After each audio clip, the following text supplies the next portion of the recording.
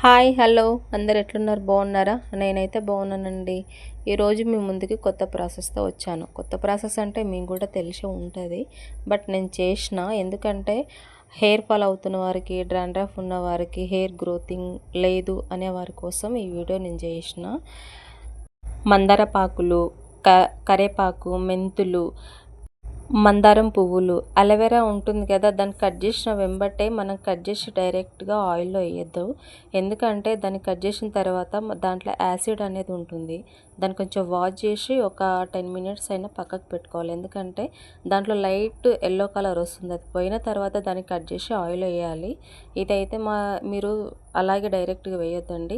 Oil వేసుకున్న తర్వాత దీని ఇలా బాగా మరిగిన తర్వాత మనం ఒక గాజు సీసాలో స్టోర్ చేసుకోవాలి. ఎందుకంటారా, ప్లాస్టిక్ దాంట్లో స్టోర్ చేసుకుంటే మనకు ప్లాస్టిక్ ఇది వేడికి అది బాగుండదు. లైక్, షేర్, సబ్స్క్రైబ్ చేయండి.